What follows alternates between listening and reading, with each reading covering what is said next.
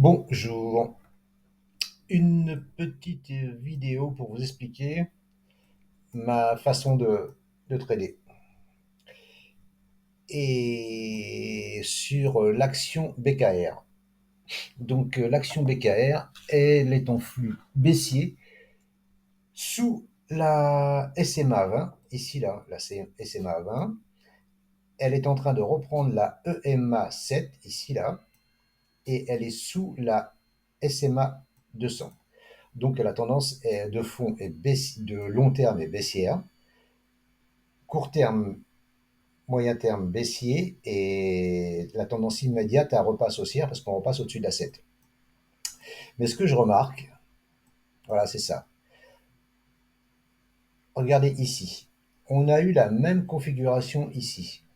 On a cassé la SMA 20 ici, ici. On l'a cassé la 200 ici. On casse la 200 ici. On a fait une incursion sous la 200 ici, là. Voilà. Là, on fait une incursion sous la 200 et on pourrait refaire ça ici. Attends, si je le, si je retrouve le truc, hop, configuration de barre, voilà, voilà, ici. Vous voyez, cette jambe-là, je la reporte ici, voilà. Et je pense qu'on va retourner là-haut. Mais pour ça, il me faut un signal. Parce qu'on va être sous la 200. Donc prendre un achat sous la 200, c'est dangereux.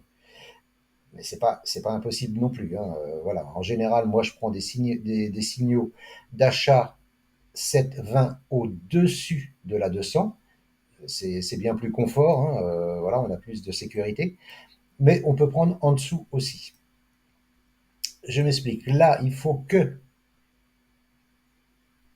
les bougies passent. Donc, enfin, il faut que la 7 croise la 20, la EMA 7 croise la SMA 20, qu'il y ait une clôture au-dessus des deux SMA, comme ici, vous voyez, là on croise, là on clôture au-dessus, il y a clôture au-dessus des deux SMA, hein, la 7 et la 20, et là ça part.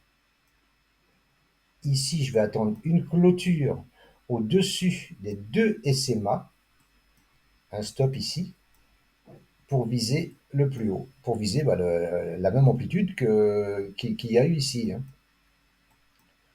Voilà, parce que, et en plus, il y a un bonbon en plus, regardez, il y a une divergence haussière qui va dans mon sens, on va dire. Mais encore une fois, je vous dis, c'est dangereux parce qu'on va prendre, enfin, je vais prendre un achat sous la SMA 200 qui est plate, voire légèrement baissière. Mais bon, de temps en temps, il faut savoir prendre des risques, hein. Parce que si, bon là, j'ai pas pris, hein, mais si quelqu'un avait pris ce croisement ici sous la SMA 200, c'était jackpot, hein, hop, non, c'est pas là, c'est là. Voilà, celui qui prenait ici, hop, il se faisait 17% là. Pas 17, allez, s'il ressortait sous, quand ça chutait ici, bah voilà, il prenait 10%. C'est pas dégueulasse, hein. Et là, quand ça va croiser ici, si ça monte là-haut, eh ben, ça va faire 20%. Alors, si vous reprenez quand ça va recroiser la 7 et la 20, ouais, c'est possible de prendre un petit 10% tranquillement, là.